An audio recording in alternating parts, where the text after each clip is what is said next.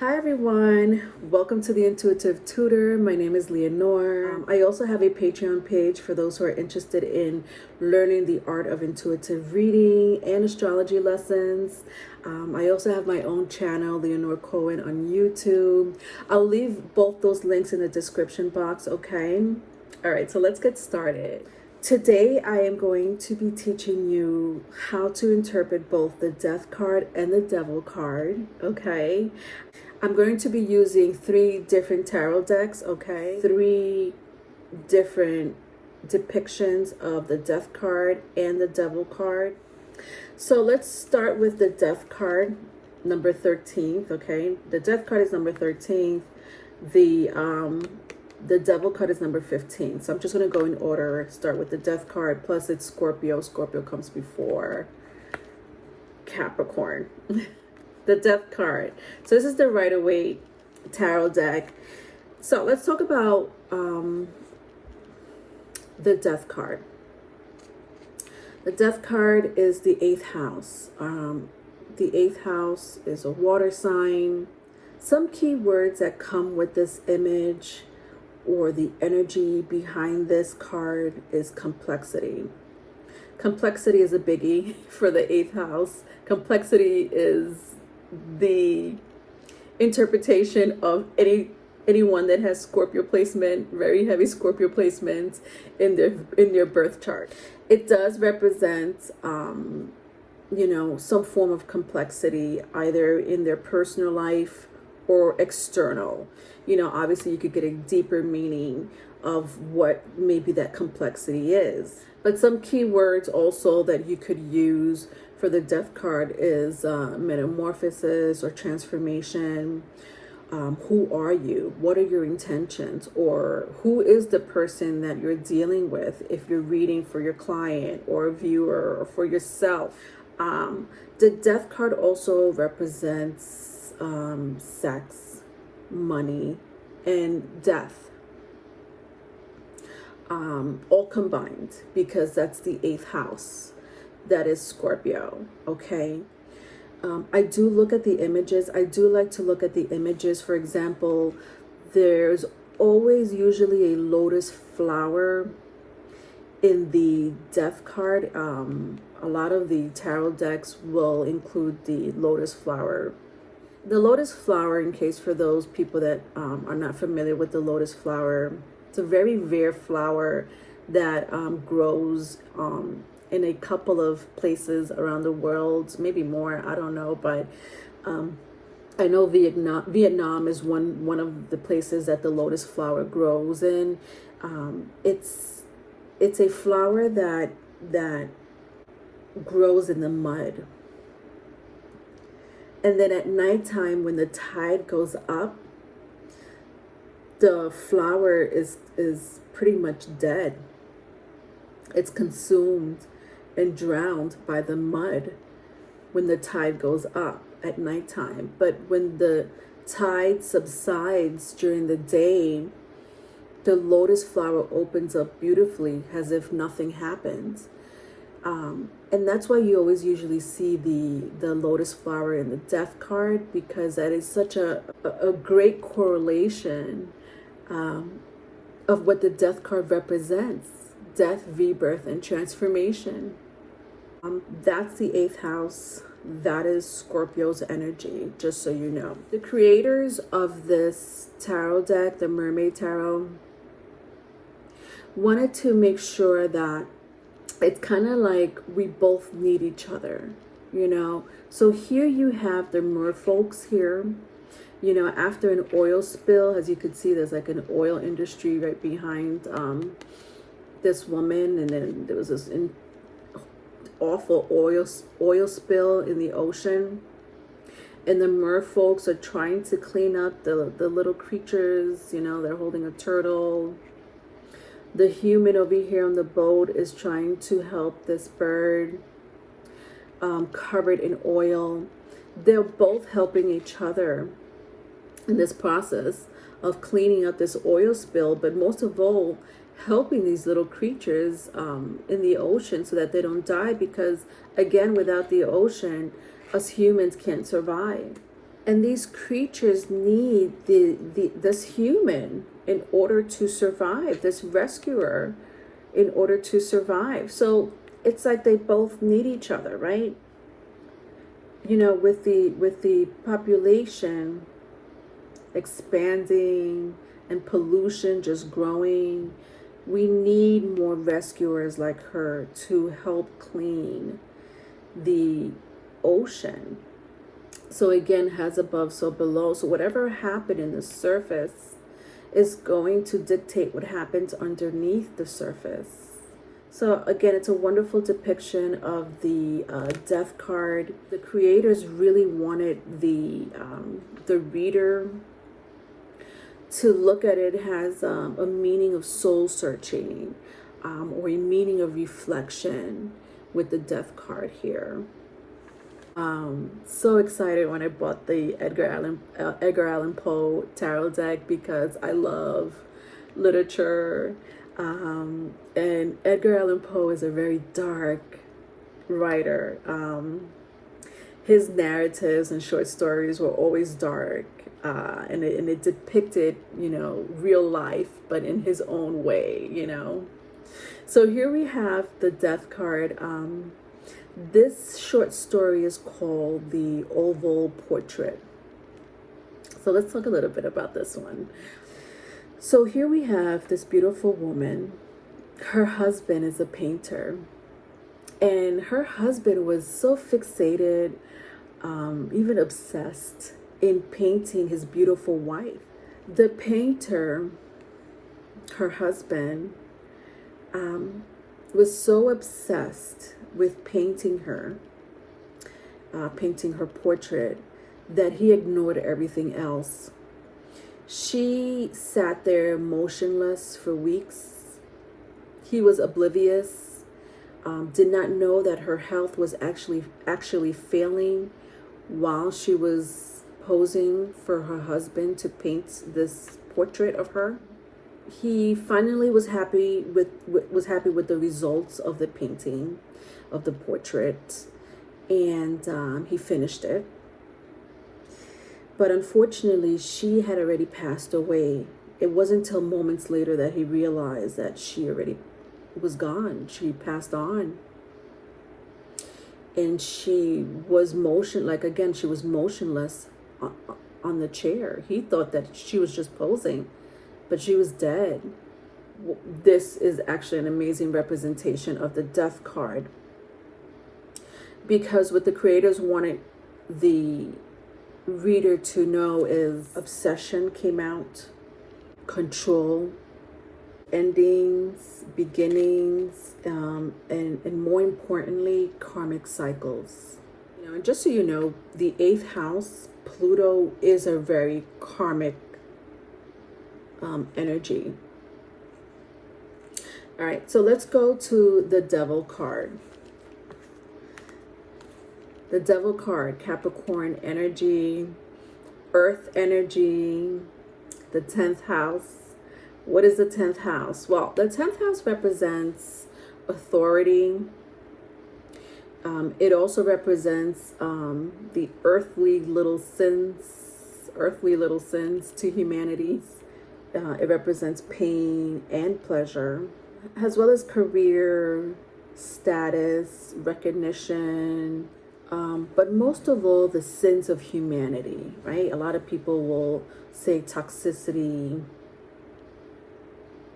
It definitely can be toxic. There is I'm going to paraphrase a quote from the book of Isaiah. I thought that was a great representation of the Devil card, which is the 10th house. It's about growth. It's about evolution. And in the book of Isaiah, again, I'm paraphrasing, but in the book of Isaiah, it says, if you conquer the dark, then you have embraced the dark. And once you've conquered and embraced the dark, then and only then you could succeed. Such an earthly thing to say.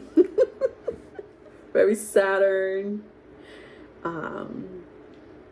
But I thought that was pretty interesting because the 10th house represents your North Node. What are you here to conquer? What have you learned? And what are you here to conquer? What were your lessons? What were your karmic lessons? What part of you did you embrace? What pain did you embrace? All right, so the Devil card in the Mermaid Tarot. This is actually one of my favorite images of the Devil card. So here we have in the Mermaid Tarot, this mermaid swam up to the ocean because she was seduced by these little shiny, pretty little things on the shoreline. And unfortunately, because she was so seduced by the shiny little things and she was curious about the material world, she got caught up in a trap, a mermaid trap. But if only she took a moment to realize that the cage, if you could see closely, the cage is not even locked. The cage is open. It's not locked at all. She could easily get out if she wants to. But she doesn't even realize it because she's such a prisoner of the material world. The creators wanted to capture how even us as humans can be prisoners of consumerism, can be prisoners of the material world. But it's easy for us to break out of that, right? Have you ever watched The Matrix? It's so much like, for me, I'm such a big movie fan. Love movies and films, but it's exactly what The Matrix is. You know, we're prisoners of consumerism. We're prisoners of the material world. We depend on the Matrix, correct? And so we are prisoners of the material world, you know, so to speak, if you get my drift. All right, so here is the Edgar Allan Poe, the depiction of the Devil card. Scary. Once again, Edgar. So Pluto is the name of the cat here. And this short narrative is actually, you know, and I apologize in advance for those who are very sensitive to mistreatment of pets, but this is, like I said before, Edgar Allan Poe has his own dark history when it comes to his storytelling, and this is one of them. In the depiction of the Devil card, this cat is a victim of his owner's addiction and anger problem. And I loved how the creators really told the story or captured the meaning of the Devil card in this tarot deck. So Pluto, you know, one day was just wandering around the house, and his owner started drinking very heavily. He was addicted to alcohol. He just basically was looking for Pluto. He thought Pluto was trying to avoid him. And Pluto wasn't trying to avoid him. He was just being a cat. So he finally found Pluto, and he kind of like mistreated Pluto and was like, you know, where were you? The cat scratched him. I think he scratched his hand or something like that, right? Which made the owner really angry, even more angry. The owner gouged his eye with a pocket knife. As you could see, he only has one eye. And he runs to like behind the wall where there's this dead body buried in here. But there's destruction, you know, even a fire, you know, all over this cat. And again, like the what the creators wanted to capture was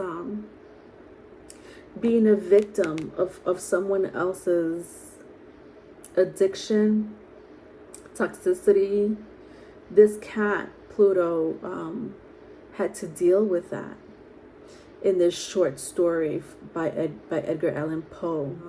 The the cat is on top of Annabelle Lee. Annabelle Lee is actually a character in, actually, I want to say, like, I know it's a poem, but I think he also wrote a story about Annabelle Lee. Annabelle Lee was the love of his life. Edgar Allan Poe did not live a very happy life, hence all these dark stories. He was a depressed man, and every time he fell in love, you know, usually in this case, Annabelle Lee had an untimely death. She had an untimely death, and he was in love with this woman. She died, I think, of tuberculosis. So here we have Annabelle Lee behind this wall in a skeletal form. There's another depiction of Annabelle Lee in the tarot deck, in the Edgar Allan Poe tarot deck. She's not a skeleton. She's in the Lovers. She's depicted in the Lovers card with Edgar Allan Poe, almost holding hands, but not quite, unfortunately. So now let's pair them up. I'm going to just pair them up maybe with whatever comes out, a minor, major, a suit. I'm going to pair both the Devil card and the Death card just to get a deeper meaning. Start with the Death card. All right, I just shuffled my Rider-Waite and 2 cards came out. The Page of Swords with the Ace of Cups. So let's see what's going on with all these energies together. So when I look at the Page of Swords, which is air energy, Gemini, Libra, Aquarius, and then we have the Ace of Cups, which means new beginnings, right? It represents water signs, Cancer, Pisces, Scorpio. You know, I do see somebody trying to inquire about an ex. This is an ex situation. An ex trying to return back from the dead. Trying to inquire about his or her love. You know. So that's what I see when I pair all these 3 energies up. You know, I'm here to research and inquire about my ex that I still love. I know he or she is gone. I know the relationship ended quite some time ago. Here they are on the ground, pretty much dead. But, you know, I'm coming back. I'm coming back because I still love my ex. And I want a new beginning.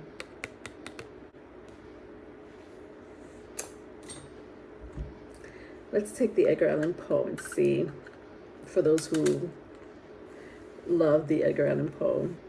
Let's go to the Devil. See what comes out. All right, so I have 2 cards for the Devil. All right, so I have the Knight of Pentacles and the 2 of Swords. All right, so we do have a suit, a minor. All right, with the Devil card. So we have air energy again with the 2 of Swords. I think this is Libra, but it could be Gemini, Libra, Aquarius. Then we have the Knight of Pentacles, which is earth energy. Taurus, Virgo, Capricorn. I do see someone who's trying to change their old ways. And they're doing it blindly. You know, I always say it's very important for you to look at the images of the tarot, of the card, because it tells a lot more. So not only can you pick it up intuitively, not only can you pick it up because of the meaning of the tarot card itself, but even when you look at the images, it just shows you what's going on. And I do see this Knight of Pentacles, this knight here, trying to change his ways, but he's doing it blindly. Now, I feel like this person has a gambling problem, because remember, the Devil card does represent some type of toxicity. It represents sins, humanity's sins of humanity. He has in this depiction over here, the Knight of Pentacles. There's money on the ground. He has like money out of his pocket, money on the ground. What he does, this Knight of Pentacles, such an earth energy. So he would buy this rundown land or rundown property for very cheap and then sell it for a very high price to these people that want to use the land to build something new. And that was his job. That's what he would do. This is the Knight of Pentacles energy in the Edgar Allan Poe. I forgot what the name of the short story was, but anyway, when I pair it up with all these cards, because I know the meaning of it, I just feel like with the Two of Swords being here right in the middle, he's trying to change his old ways. Do you know? He's not trying to be the thief. And I'm only saying that because the Two of Swords is such a heavy energy between these two energies. Like it means decision making. Should I go towards my, bad ways, toxic ways, and gyp money out of, people to build residential buildings or commercial buildings, after I bought the land for very cheap, basically making 10 times more than what he bought the land for? Should he still be that way, or should he turn a new leaf and be a little bit more fair when it comes to the price? So I do see somebody wanting to change their old ways when it comes to money. It doesn't have to be money, but it could be in a relationship. Selfishness is one of them. So maybe this person was very selfish. Maybe he wants to change his old ways and not be selfish anymore in a relationship. That's what I see. That's all I really have to talk about right now. I am going to do a little bit more of these videos for now. You let me know if you want me to do the suits as well. All right. Thank you everyone for watching. Bye.